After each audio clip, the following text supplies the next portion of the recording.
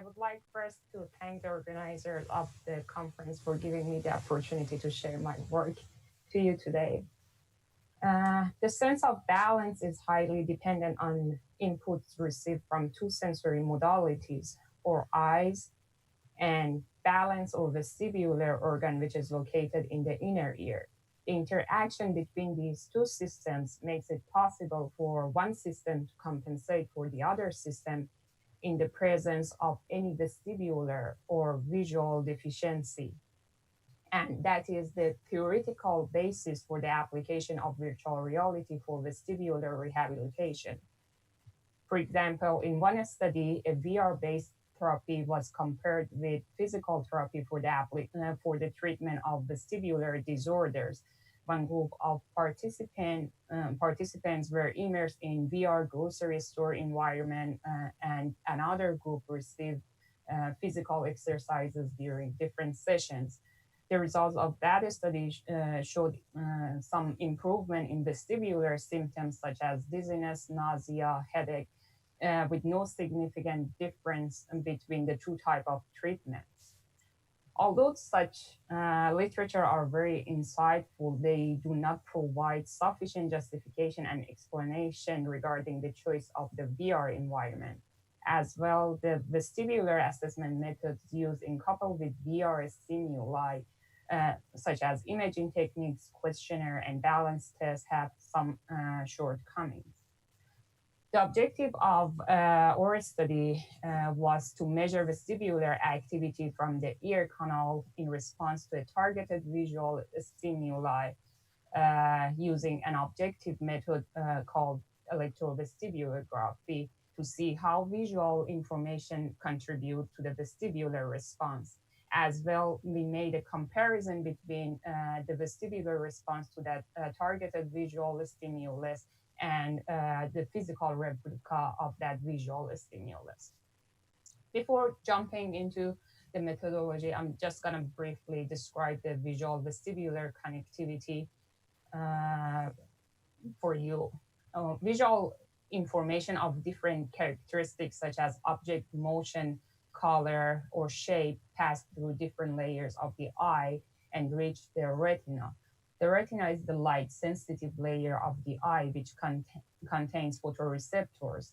Light striking the retina causes chemical changes in the pigments of the photoreceptors, which are translated to electrical potentials and carried through optic nerve. These electrical potentials reach different brain regions. These brain regions make connection to the central vestibular system, which is called vestibular nuclei and is located in the brainstem. Vestibular nuclei sends fibers to the vestibular periphery, where motion sensors or hair cells exist in three semicircular canals and two otolith organs called utricle and saccule. So these organs are sensitive to different type of head tilts.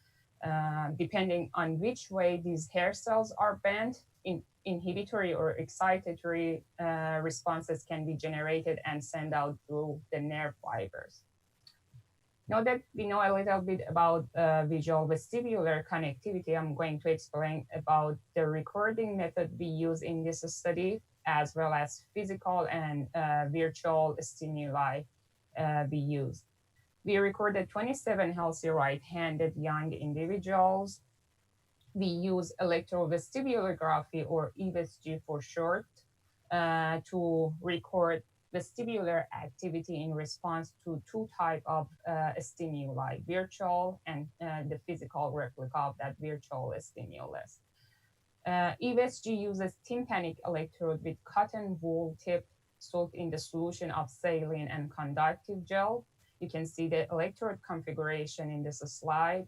We use a common electrode to minimize the effect of environmental noises and other biological artifacts. For the physical stimulus, the participants sat in a hydraulic chair in an anechoic and electromagnetically shielded chamber. A passive whole body tilt was applied to the participant in the yaw axis while they had their eyes closed. In this quick animation, you can see the pattern of the chair movement.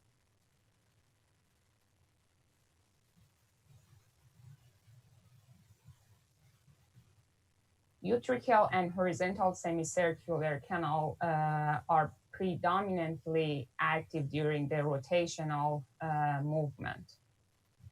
The same environment and chair tilt were designed in the Unity game engine. Participants were immersed in the virtual reality environment through wearing a head-mounted display. Then from the 1-minute recording, 6 segments were extracted for further analysis corresponding to the stationary or background, acceleration and deceleration phase of the chair movement when the chair moved to the target position and when it returned back to the center position. You can see an example of raw recorded ESG signal in this slide. Channel 3 shows the pattern of the chair movement. Channel 1 and 2 show the recorded signals from the right and left ear respectively. We use an algorithm called a neural event extraction routine to extract vestibular responses buried in noise. This algorithm generates 2 outputs, average field potential and occurrence time between the occurrence time of the field potentials. Field potential is referred to as extracellular potential produced as a result of simultaneous firing of a group of hair cells. These field potentials can be averaged and be used as a diagnostic feature. On the right, you can see a typical average field potential. The colored area in magenta is called action potential area or AP area, and we consider that area as our first feature.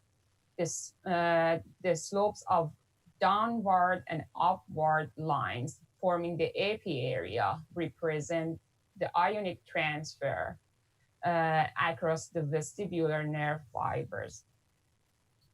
From the other output of the NEAR algorithm, another useful feature can be extracted. To do so, the gap between each 33 detected field potential is calculated and the related histogram is generated. This gap corresponds to the spontaneous efferent vestibular activity, the lower range of spontaneous efferent vestibular activity. So when the histogram shifts to the right, means we have decreased efferent firing, and when the histogram shifts to the left side of the time axis, means we have increased efferent firing.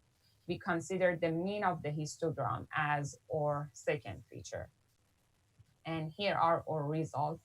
The blue lines show the different segments for the physical stimulus, and the red lines show different segments for the virtual stimulus.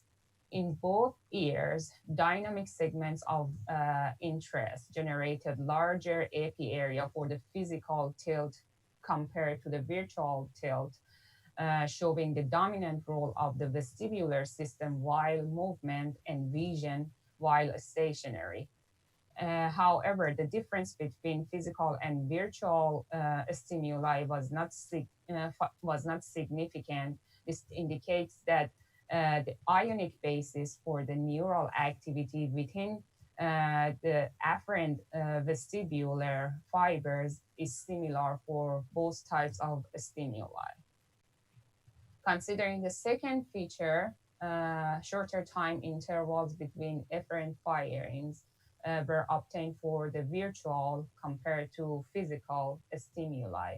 This indicates that we got more excitatory efferent activity while being exposed to the virtual reality experiment. This can be explained by sensory mismatch theory.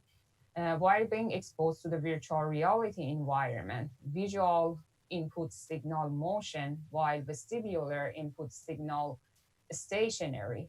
Incongruent sensory information can activate the sensorial reweighing mechanism in the cerebellum and shift the sensory weight to the more reliable system, which is a vestibular system in here. And that's why we saw more excitatory efferent activity while being exposed to the virtual reality environment. To conclude, we observed that similar to physical stimulus, the virtual reality stimulus can evoke a vestibular response measurable from the ear canal by using EVSG technology. Virtual stimulus modulate the vestibular afferent similar to physical stimulus. However, at the efferent level, virtual stimulus results in more excitatory activity. Or proposed technique can be used by designers of VR environment and clinicians to investigate the effect of different factors in the field of view on the vestibular activity objectively. And thank you for your attention. Okay, thanks again, Mehrangiz, for the great talk, presentation. Any questions for the presenters, for the current presenters, please?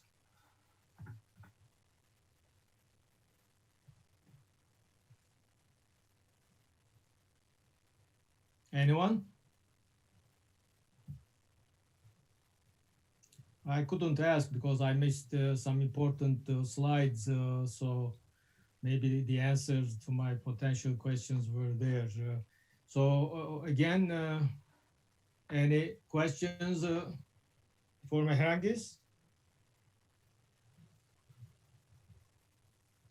Well, the main objective of the work was to see how visual information contribute to the vestibular response. Because there are many studies that use different type of like visual stimuli without like knowing what would happen to the vestibular system. They can indirectly measure the vestibular responses, like using questionnaire or just by saying how they balance performance is while stationary or walking, but all of them are indirect. So what we did in this study was to use a targeted visual stimulus. So we knew, for example, which organ in the inner ear will be triggered by the physical stimulus and what are the pathways that like transfer the visual stimulus to the inner ear as well. So we wanted to see how they are different and what changes the visual stimulus can apply on the vestibular. So I guess.